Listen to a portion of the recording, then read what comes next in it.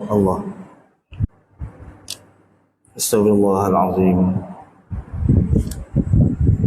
الذي لا إله إلا هو الحي القيوم وأتوب إليه.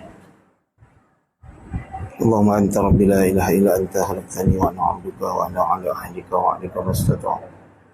أعوذ بك من شر ما صنعت ولك نعمتك علي وأبوء بذنبي فاغفر لي فإنه لا يغفر الذنوب إلا أنت. اللهم صل على سيدنا محمد وعلى آله وصحبه وبارك وسلم. اللهم صل على سيدنا محمد وعلى آله وصحبه وبارك وسلم. السلام عليكم ورحمة الله وبركاته.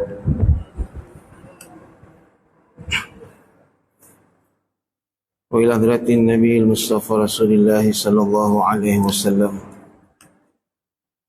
ثم إلى أرواح والدنا ووالدكم ومشايخنا ومشايخكم وإلى أرواح جميع أهل القبور من المسلمين والمسلمات كافة عامة. الفاتحة. أعوذ بالله من الشيطان الرجيم. بسم الله الرحمن الرحيم. الحمد لله رب العالمين الرحمن الرحيم مالك يوم الدين إياك نعبد وإياك نستعين اهدنا الصراط المستقيم صراط الذين أنعمت عليهم غير المغضوب عليهم ولا الضالين آمين. الحمد لله رب العالمين وبه نستعين على أمور الدنيا والدين. الحمد لله والصلاة والسلام على رسول الله سيدنا محمد وعلى آله وصحبه وبارك وسلم. سبحانك لا علم لنا إلا ما علمتنا إنك أنت العليم الحكيم. وقال رب اشرح لي صدري ويسر لي أمري واحلل عقدة من لساني يفقه قولي. رب يسر ولا تعسر رب تمم بالخير ولا حول ولا قوة إلا بالله العلي العظيم. نشهد أن لا إله إلا الله نستغفر الله نسألك الجنة ونعوذ بك من النار. فأما بعد. Alhamdulillah, yang dimuliakan Tuan Imam, Tuan Bilal, hadirin hadirat rahimakumullahu ta'ala ajma'in. Alhamdulillah, pertamanya dan selama-lamanya kita merafakkan rasa syukur kita ke hadirat Allah Subhanahu wa taala. Lebih-lebih lagi di kesempatan ini Allah Subhanahu wa taala memilih kita untuk sama-sama dapat sembahyang asar berjamaah, waktu yang Allah bersumpah dengannya, wal 'asr innal insana lafi khusr illa alladhina amanu wa 'amilus shalihat wa tawasaw bil haqq wa tawasaw bis sabr. Benar-benar manusia itu, kata Allah, berada di dalam kerugian, kecuali mereka yang dapat beramal soleh, yang disyaratkan amal itu dengan iman kepada Allah Subhanahu wa taala. Illal ladzina amanu wa 'amilus shalihat. Bukan sekadar meyakini, tapi dibuktikan dengan amal, dibuktikan dengan perbuatan taat. Maka hakikatnya kita berada dalam suatu rumah Allah Subhanahu wa taala yang kita terpelihara daripada sifat lalai mudah-mudahan. Tuan-tuan yang dirahmati Allah Subhanahu wa taala, sama-sama tidak lupa kita berniat i'tikaf. Kita berada pada Ramadan yang ke berapa tuan-tuan? 23. Sekejap je hari berlalu. Kita dah berada di 10 Ramadan yang terakhir, yang merupakan fasa yang ketiga, yang disebutkan dengan kelebihan itqu minan nar, bagi orang yang dah mendapat rahmat Allah. Kemudian awaluhur rahmah, kata Nabi, wa awsatuhu maghfirah. Bila Allah dah sayang, Allah dah kasih, Allah beri dia keampunan. Bila Allah dah ampunkan, maka kesudahannya itqu minan nar, terpelihara daripada neraka Allah Waliyazubillah min zalik. Sebab itu tuan-tuan, puasa yang kita nak capai adalah darjat taqwa. Kata Sayyidina Ali karramallahu wajhah, taqwa itu sekurang-kurangnya 4. Pertama, khauful minal jalil. Sungguh-sungguh benar-benar kita takut kepada Allah Subhanahu wa taala. Nak dapat taqwa. Dalam erti kata, kita yakin bahawa tujuan dan matlamat kita adalah untuk Allah Subhanahu wa taala. Segala kerja buat kita kerana Allah Subhanahu wa taala. Sebab itu kita berpuasa, dan darjatnya Allah kata as-saumu li wa ana ajzi bi. Kau puasa ni untuk aku, dan aku yang akan memberi pahala setiap daripada kamu. Yang kedua, kata Sayyidina Ali, maksud taqwa adalah al-amalu bitanzil. Beramal dengan sungguh-sungguh apa yang dibawa oleh Nabi sallallahu alaihi wasallam melalui Al-Quran ataupun sunnah. Maka ini yang dikatakan taqwa.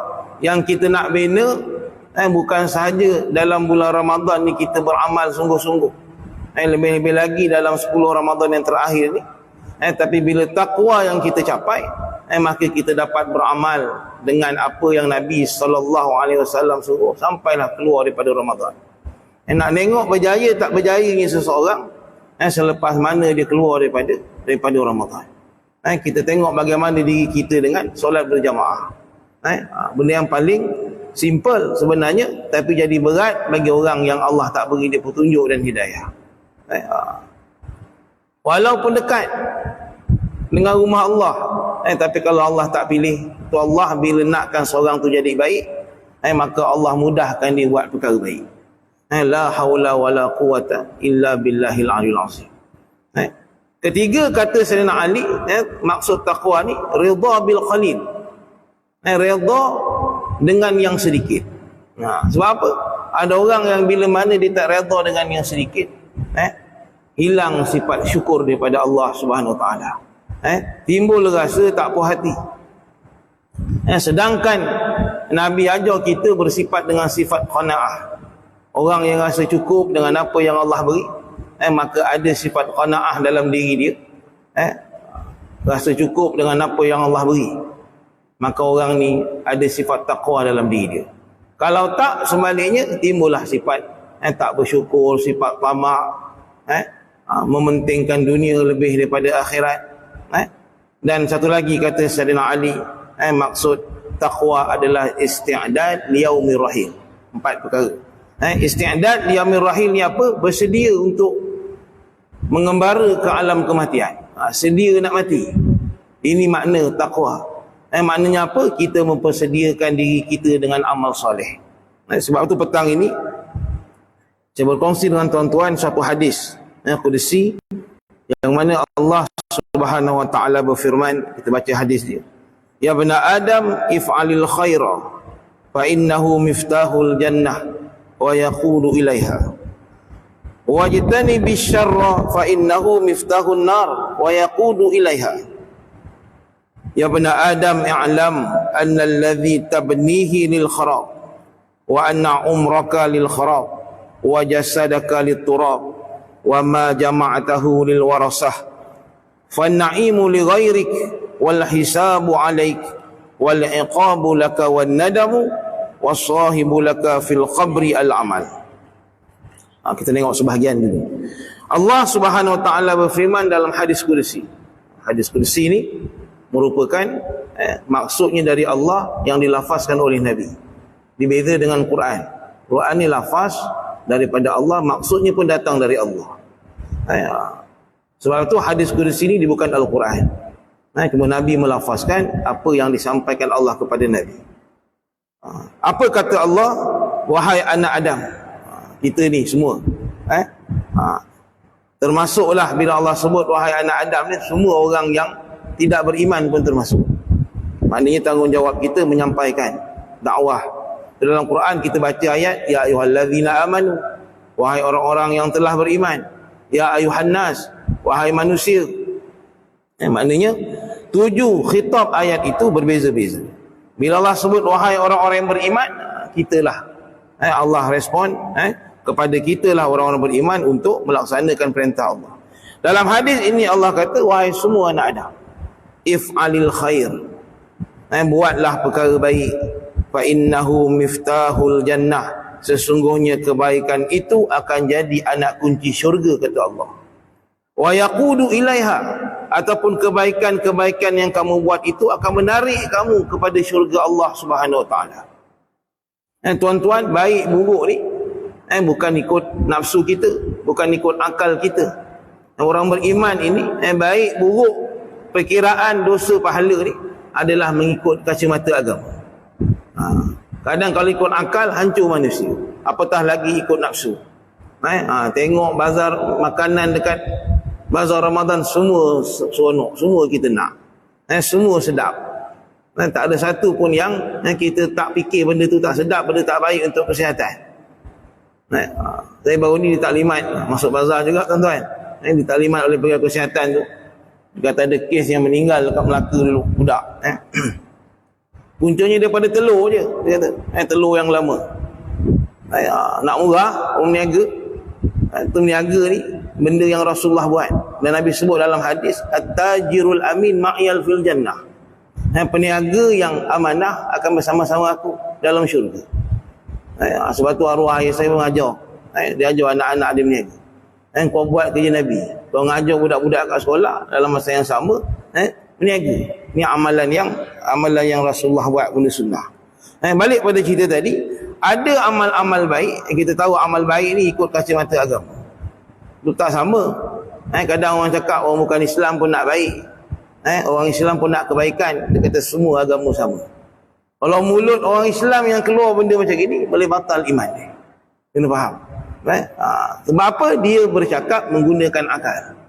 Sedangkan sumber kebaikan ini mesti syaratnya adalah berakidah dengan akidah yang sahih dan ikut apa yang Rasulullah buat. Kita buat kebaikan ni khusus dalam Ramadan. Berlomba-lomba kita buat amal soleh. Menjaga solat fardu, menjaga solat sunat.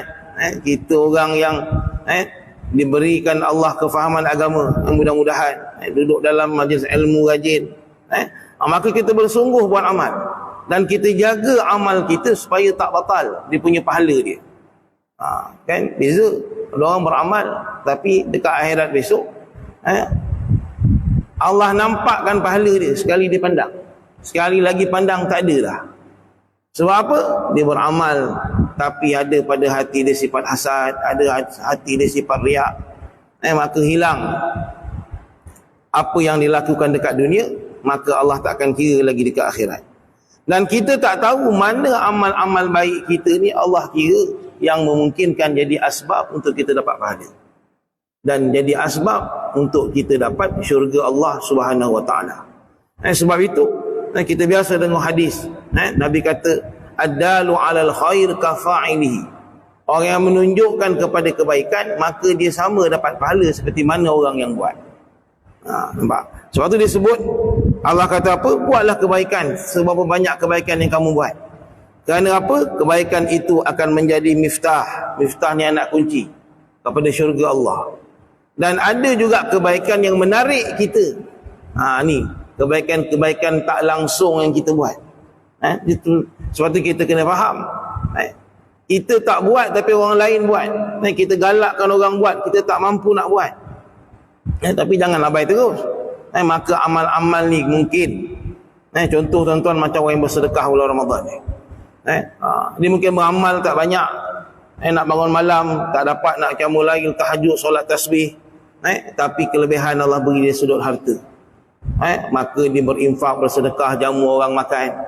Maka buatlah kebaikan-kebaikan, kerana mungkin amal-amal macam ni yang menarik di syurga Allah. Wajtanibis syarra, Allah kata jauhilah kejahatan. Fa innahu miftahun nar, kerana perkara jahat ni jadi anak kunci kepada api neraka. Anak kunci kepada neraka. Wa yaqudu ilaiha, perkara jahat menyebabkan seorang tu ditarik masuk neraka Allah. Wa yazubillahu min zalik. Kalau kita ajar orang buat baik, jadi asbab untuk kita ditarik kepada syurga Allah.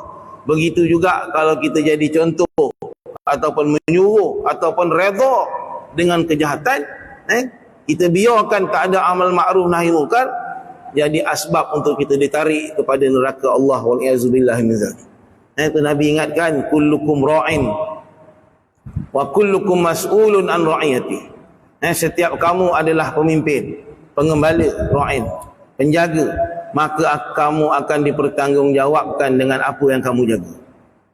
Seorang bapa, Allah akan tanya tentang anak-anak. Kita ada anak-anak. Seorang suami, Allah akan tanya tentang isteri dia. Kita beramal, alhamdulillah, kamu lahir baca Quran, tapi kita abai tanggungjawab kita sebagai seorang ayah, sebagai seorang bapa. Disebut seorang amil ataupun seorang majikan bertanggungjawab terhadap pekerja dia pun Allah tanya juga. Sebab tu ada dosa-dosa yang menarik kita masuk neraka. Waliyahzubillah. Nak masuk ni tiba-tiba anak kita tahan kita. Abah semua abah beri cukup, makan cukup, pakai cukup, mati abah tinggalkan harta cukup, tapi abah tak ajar saya tentang sembahyang. Allah tak ajar saya tentang aurat, baca Quran dan seumpamanya. Sangkut nanti kita tuan-tuan. Sebab tu Allah kata, buat baik ni bukan untuk beramal diri kita je. Itu kena ada amal ma'ruf nahi munkar. Ajak orang buat baik, dalam masa yang sama cegah orang buat perkara tak baik. Ya'lam, kata Allah, setelah mana Allah sebut dua perkara tadi, perkara baik, perkara tak baik, dua-dua jadi anak kunci, dan dalam masa yang sama dua-dua boleh tarik kita. Kalau buat baik boleh tarik kita ke syurga Allah, sebaliknya buat perkara-perkara tak baik tarik kepada neraka Allah. I'lam anna allazi tabnihi lil kharab. Allah suruh kita berfikir. Allah kata, ketahuilah wahai manusia, segala apa yang kamu bangunkan dekat muka bumi ini nanti semuanya akan musnah. Kan kita tengok berlaku gempa dan seumpamanya, berlaku perang seumpamanya, harta kita yang kita kumpul semuanya habis sekelip mata. Wa anna umraka lil kharab, sedangkan umur kamu juga nanti akan habis. Tak akan kekal kita ni. Kullu nafsin dha'iqatul maut wa jasadaka liturab, kata Allah, jasad kamu ni untuk tanah. Nampak? Diri kita yang kita sayang, yang kita jaga ni, nanti mati teruntuk buat tanah. Apa yang kamu buat dekat dunia, Allah kata, wa ma jama'tahu lil warasah. Apa yang kamu kumpul dekat dunia ni, siang malam pagi petang, lil warasah, untuk waris-waris kamu yang kamu tinggalkan. Kita tak bawa. Banyak mana pun harta kita, yang kita bawa tiga, kata Nabi kan. Yang pertama, kita mati ni, yang akan ikut kita bersama amal soleh kita yang Allah terima. Ada amal soleh yang kita rasa Allah terima, tapi semayang 40 tahun 50 tahun, semayang qamak ninah pun tak betul. Laju je sami Allah man hamidah, terus sujud. Kita semayang Fatihah kita pun kadang-kadang tak betul. Tertinggal sabdu pun dah lari dah makna Fatihah. Apa yang kita nak bawa? Tiga, Allah kata. Nabi katakan dalam hadis, kemudian ahli keluarga kita hantar kita pergi kubur. Sayang macam mana pun dekat kita, tinggal, tak ditunggu kita. Satu lagi harta kita. Amal ahli keluarga kita, harta benda yang kita kumpul. Allah kata, segala apa yang kamu berpenat lelah dekat dunia ni, semuanya untuk waris. Jama' tahu lil warasah. Fan-na'imu li ghairik, nikmat untuk orang lain. Sebab tu dalam bab amal ni tuan-tuan, kita kena pentingkan diri kita dulu. Betul kan? Kadang orang dia beramal, dia kata, alah nantilah dah tua-tua so boleh beramal. Bukan kita tahu umur kita setakat bila. Itu kita cari dekat dunia ni, kumpul harta, mati tinggal. Hidup tak nak bersedekah, tak nak infak, tak nak berwakaf. Kita lupa diri kita. Tu Nabi kata, orang yang paling cerdik adalah orang yang paling banyak mengingati mati. Ulaikal aqyas. Kerana apa? Kat sana kita nak bawa bekal. Yang kita cari dekat dunia, nikmat untuk orang lain. Allah kata, wal hisabu alaika, yang kena hisab, yang kena hitung, yang kena audit adalah kamu. Nampak? Nikmat untuk waris. Kalau waris yang kita tinggalkan, anak-anak yang kita tinggalkan, kita dapat didik dengan agama, alhamdulillah. Kan? Apa yang dia buat esok, Ramadan ni diingat kita. Dia berinfak, dia bersedekah, niatkan pahala untuk kita. Ni anak-anak yang kita didik dengan agama. Ingat dia memfidyahkan untuk kita. Kod-kod dulu masa hidup kita ni, puasa kita ada yang tertinggal dan seumpamanya. Ni orang beruntung. Kita cari dekat dunia ni berbaloi. Tapi kalau nikmat untuk orang lain, yang kena hisap kita, kata Allah, wal iqabu laka wan nadam. Yang kena seksa dan yang menyesal adalah kamu. Bila mati ni kita tak boleh U-turn dah untuk dunia. Walaupun seketika. Itu saya sebut tadi, kita ni kena berkira-kira untuk diri kita dulu. Untuk melakukan amal soleh. Sebab tu ada orang dalam bab amal, dia tak bersungguh-sungguh untuk diri dia. Nak berinfak takut-takut, nak beramal, sibuk dengan dunia hingga tak dapat nak beramal soleh. Tiba-tiba maut itu datang dalam keadaan mufajaatan, dalam keadaan tiba-tiba.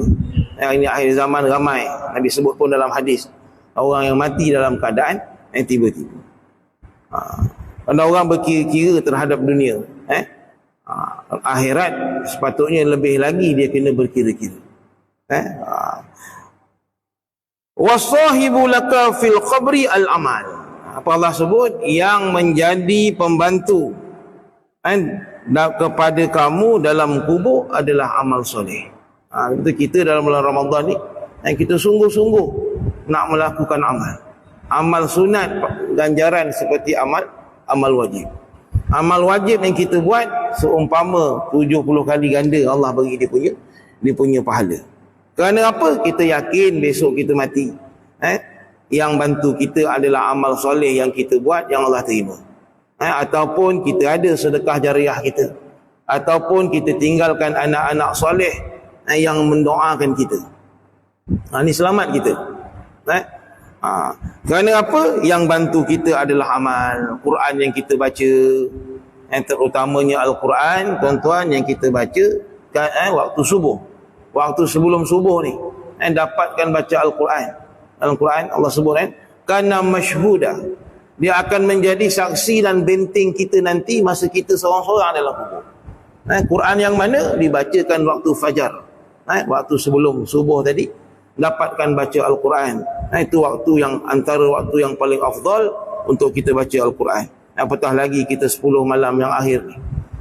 Nabi tak tidur, dia berjaga, menggerakkan ahli keluarga. Kita tak tahu bila lagi Ramadan yang Allah kurniakan pada kita. Rugi orang yang masuk Ramadan, dia tak dapat keampunan Allah. Rugi orang yang masuk Ramadan, kita lah, kalau kita tak dapat kelebihan yang ada padanya. Khutbah Jumaat pun tadi sebut. Kemudian bila Allah kata peneman kita, pembantu kita dalam kubur adalah amal, maka hidup kita ni fastabiqul khairat. Khutbah tadi, maka berlomba-lombalah nak melakukan amal soleh. Lebih-lebih lagi bulan Ramadan ini, baki yang ada ni, perbanyakkanlah amal apa kemampuan yang kita ada. Mampu bangun beribadat, kita bangun. Mampu kita ada duit bersedekah, kita bersedekah infak. Nabi kata orang yang beri jamu orang makan, dia akan dapat pahala dengan apa yang diberi tanpa mengurangkan sedikit pun pahala orang yang berinfak. Sebab itu berusaha untuk melakukan amal. Kemudian Allah kata, fahasib nafsaka qabla an tuhasab, maka hitunglah diri kamu sebelum kamu dihitung. Sayyidina Umar pun sebut begitu. Kira diri kita sebelum kita dikira Allah nanti. Sebab kita ni semua Allah akan audit. Bila mati besok, bangkit dari kubur, yaumul mahsyar, maka kita menuju untuk dihisap kita punya amal. Sebelum timbang, kira dulu. Tolak tarik amal kita.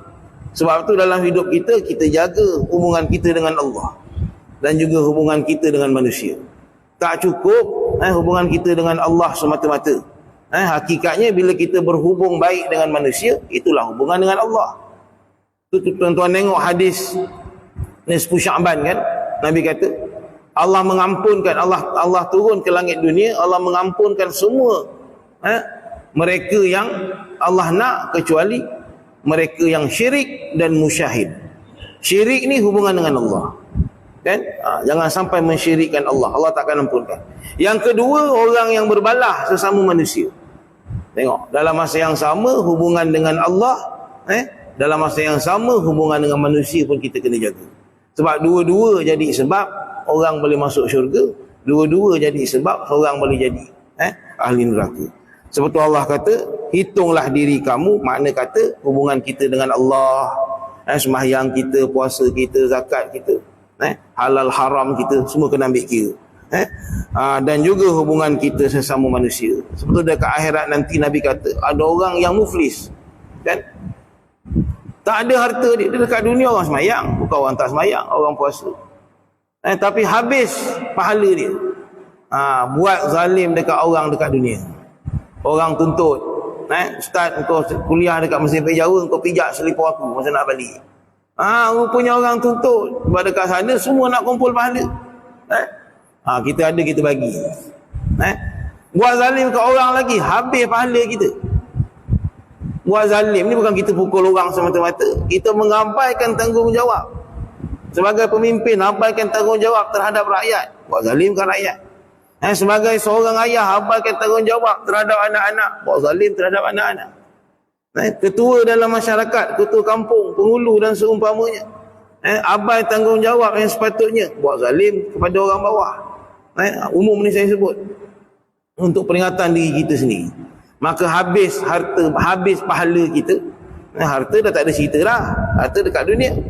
Maka kita ambil pula dosa orang lain. Nabi sebut, pahala kita dah habis, semua tuntut, maka kita ambil dosa orang lain. Dia kata dengan sebab ayah tak ajar saya semayang, ayah biarkan saya tak tutup aurat, saya dekat dunia hidup dalam keadaan buat perkara yang Allah murka. Ayah sebab dia, dia tuntut tuan-tuan.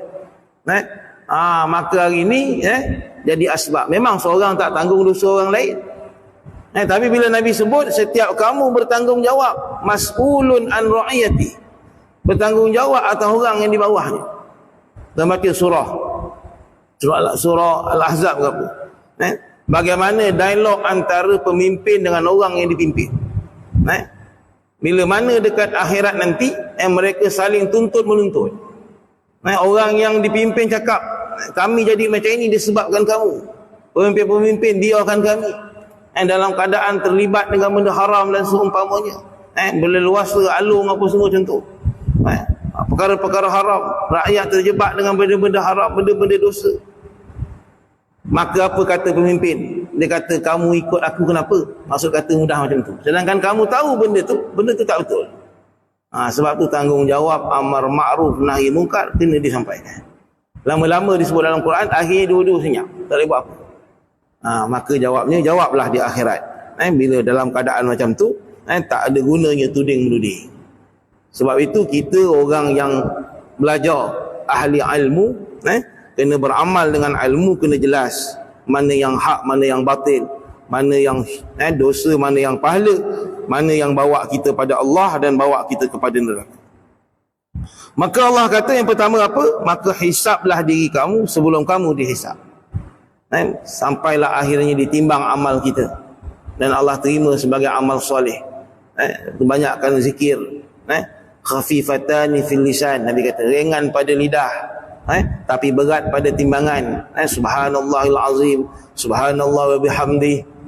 Zikir-zikir yang begini yang memberatkan timbangan kita. Satu. Yang kedua, walzamu ta'ati. Dengan kamu muhasabah diri tadi, maka iltizamlah dengan melakukan ketaatan. Nak maintain, nak istiqamah, nak buat amal soleh, bukan satu benda yang mudah. Lepas kita muhasabah, hitung diri ni maknanya muhasabah lah. Renung usia kita, Allah bagi dah 60, 70, 80. Tengok kiri kanan ramai seumur kita dah pergi, dah jalan, tak dapat masuk Ramadan. Tapi kita doa bulan Syaban lagi, bulan Rejab lagi. Ya Allah, masukkan aku dalam bulan Syaban, balighna Ramadan, sampaikan aku dalam bulan Ramadan. Ada sahabat-sahabat kita yang dah meninggal tapi Allah bagi kita. Apa tujuan dia? Allah suruh kita muhasabah hidup kita, dosa-dosa lampau kita yang Allah tutup, Allah beri peluang untuk kita bertaubat. Allah beri peluang untuk kita melakukan amal saleh, kerana setiap amal yang kita buat dia menghapuskan setiap kejahatan. Buat satu amal, kita langkah kaki ke masjid ni, setiap langkah Allah beri pahala, Allah tingkatkan darjat, dan Allah hapuskan dosa. Untuk orang beriman. Sebab tu kena iltizam dengan ketaatan. Istiqamah dengan melakukan taat, benda yang sukar. Itu Nabi kata, perkara yang terbaik antaranya buat sedikit tapi berterusan. Jangan kita buat banyak, lepas tu lah sekali buka Quran pulut, lepas tu tinggal, habis Ramadan tutup terus. Amal yang baik adalah sedikit. Betul Nabi kata iltizam taati, iltizam atas ketaatan kepada Allah. Pertama, muhasabah diri. Yang kedua, iltizam pada ketaatan. Yang ketiga, wahdzar ma'siyati, berhati-hatilah dengan perkara yang aku murka, kata Allah.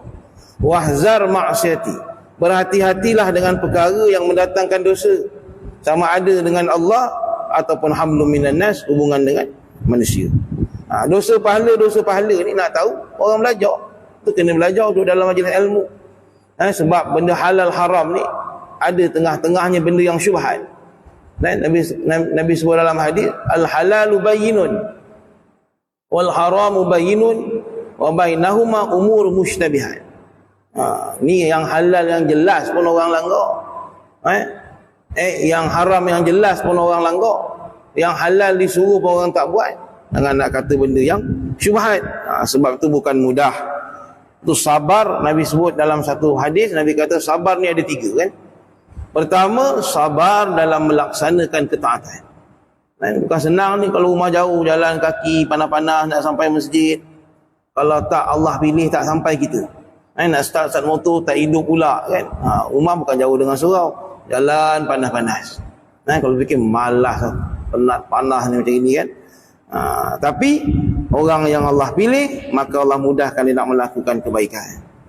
Wardha bima ataituka. Yang keempat, Allah kata redalah dengan apa yang aku beri pada kamu.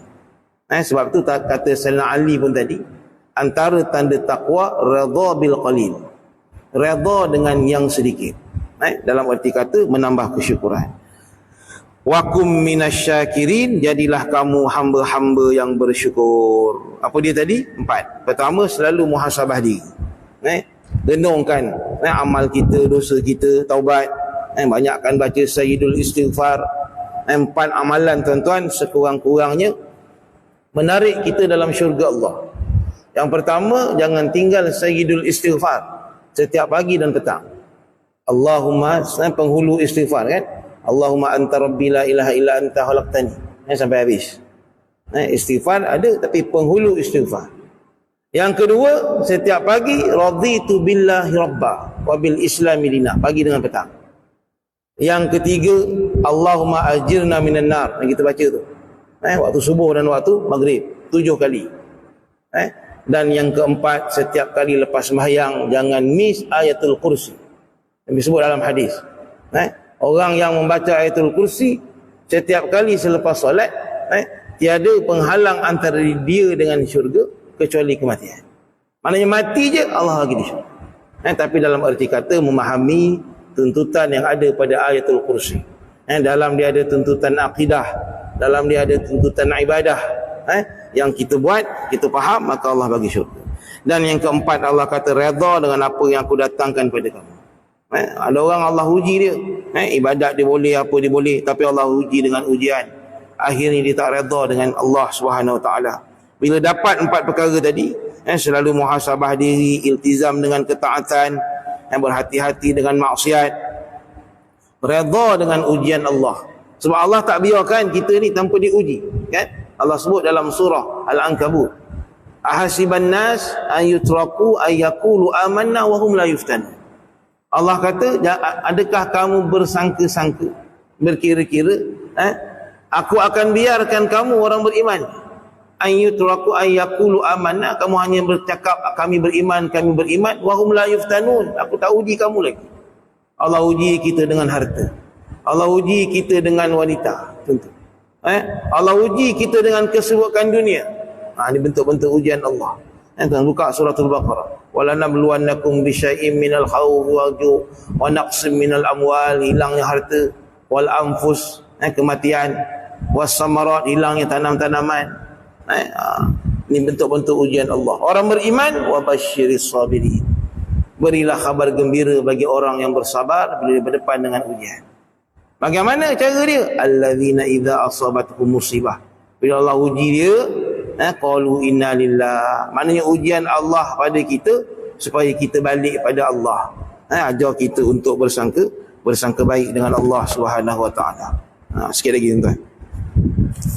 Kemudian Allah Subhanahu wa taala menyebut dalam satu hadis yang lain, bila mana Allah sebut tadi tentang harta, apa Allah kata?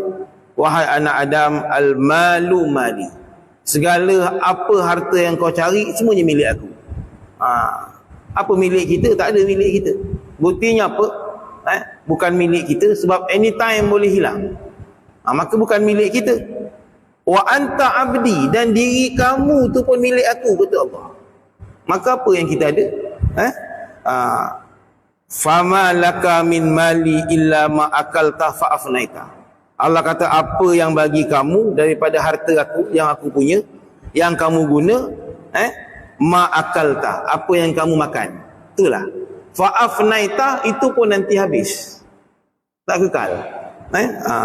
Au labista fa ablaita, ataupun apa yang kamu pakai, itu pun nanti expired. Berapa banyak baju kita pakai pun bersusun dalam almari, masa kerja bersusun tali leher, pakai lagi tak ada dah. Allah kata, maka apa milik kita? Wa tasaddaqta fa abqaita, ataupun yang kamu sedekahkan itu yang kekal. Maknanya kalau diri kita sedekahkan masa kita untuk Allah, untuk agama Allah, jadi pahala, itu yang kekal. Kalau duit kita sedekahkan untuk infak, itu yang kekal. Dan akhirnya Allah kata, wa ana wa anta salah satu aqsam, aku dan kamu, Allah kata 3 bahagian. Fawahidun li wa wahidun lak wa wahidun baini wa bainak, satu untuk aku, satu untuk engkau. Ini bukan dialog dalam gua tuan-tuan, Piramli tu. Ini Allah sebut dalam hadis. Antara aku dan kamu 3, kata Allah. Satu untuk aku, satu untuk engkau, dan satu lagi antara aku dan engkau, berkongsi. Apa dia? Fa ammal ladzi li faruhu, adapun yang aku punya adalah roh kamu. Roh ni balik pada Allah besok. Yang kita beramal ni makanan roh lah. Makan tak dapat makan, tapi kita beramal ni roh kita. Untuk Allah, balik pada Allah. Sembahyang kita pun nanti balik pada Allah. Dalam keadaan naik ke langit sembahyang kita, kan? Terbuka pintu langit, menandakan Allah terima sembahyang kita. Dalam satu keadaan lain, orang yang tak jaga wuduk, tak sembahyang dengan betul, maka sembahyangnya naik dalam keadaan gelap, Nabi sebut, maka pintu langit tak terbuka, turun balik. Kemudian direnyok-renyok sembahyang ni tadi. Ini sembahyang dengan sebab apa? Tak ada ilmu. Dicampakkan ke muka orang yang sembahyang. Ini orang sembahyang tuan-tuan, orang yang tak sembahyang apatah lagi. Balik pada tadi, Allah kata yang aku punya adalah roh kamu. Wa ammal ladzi lak fa amaluka, yang engkau punya adalah amal. Nampak? Roh Allah ambil, bukan jasad. Jasad kita punya ke? Tak ada. Yang kita punya, yang Allah terima, amal soleh kita. Dan yang berkongsi, kata Allah, wa ammal ladzi baini wa baini fa minkad du'a wa minnil ijabah. Yang berkongsi antara kamu dengan aku, Allah kata, daripada engkau doa dan daripada aku memakbulkan. Ini yang kita nak ambil poin dia.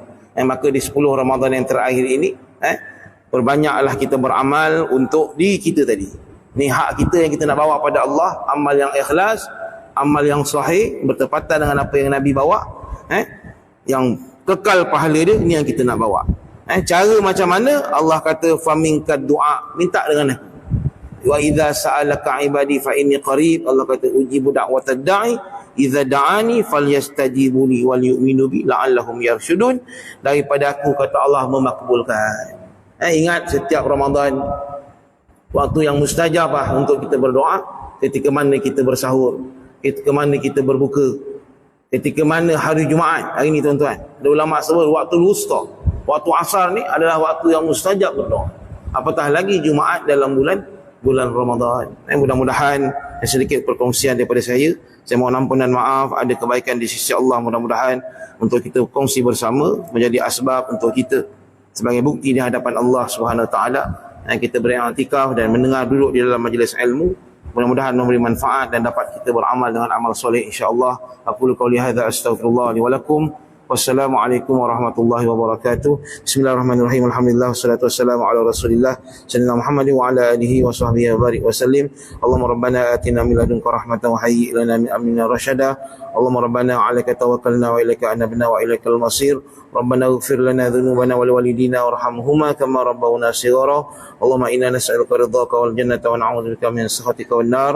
Allahumma innaka 'afuwun tuhibbul 'afwa fa'fu 'anna wa 'an walidina wa 'an jami'il muslimina wal muslimat birahmatika ya arhamar rahimin. Wa sallallahu ala sayyidina Muhammad wa ala alihi wa sahbihi wa baraka wa sallam. Walhamdulillahi rabbil alamin. Aqulu qouli hadza astaghfirullah. Wassalamualaikum warahmatullahi wabarakatuh.